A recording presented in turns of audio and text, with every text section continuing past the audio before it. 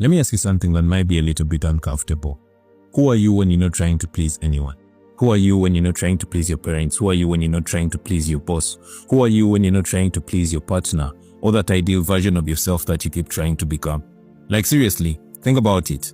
Who are you when you're not performing? Who are you when you're not managing other people's comfort? Who are you when no one is clapping or when no one is watching you? That question, it's a little bit uncomfortable, right? Because most of us, before being honest, we've spent so many years, maybe even decades being good. We've spent so many years being easy to be around. We've spent so many years. Let me tell you something you probably already know. You know how we're always told to remember that our time here on earth is limited, and how we're always told to cherish every moment we're alive because this moment will never return. Well, I think this is a very powerful message, and if you sit with it for a while, it is a very deep and very profound thing to look at. So let me tell you something about time and how I now look at it a little bit differently.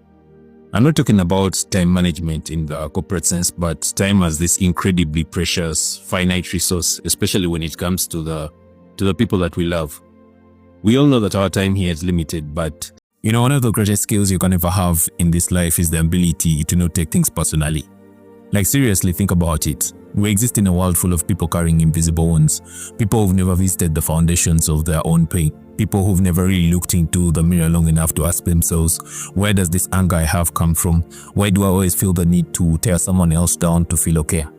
And then those same people go out into the world and bleed onto everyone else that they meet, not with literal blood, but with their words, with their tone, with their silence, with their criticism, with their sarcasm.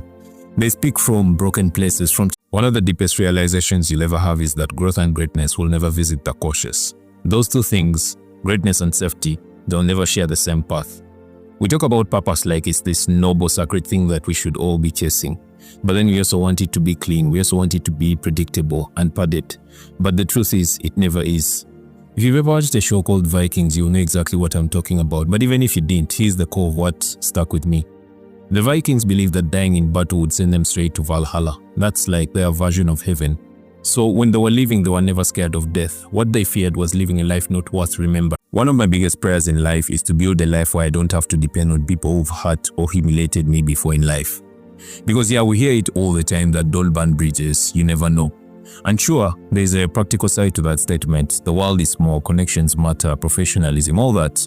You might run into people again, you might need a favor. But then there's this other part of me that whispers, at what cost? What's the price of your peace? What's the price of your dignity? Imagine being in a tough spot, really needing help, and the only person who can help you is the same person who once made you feel like you were nothing. The same person who low-key enjoyed seeing you struggle, the same person who disrespected you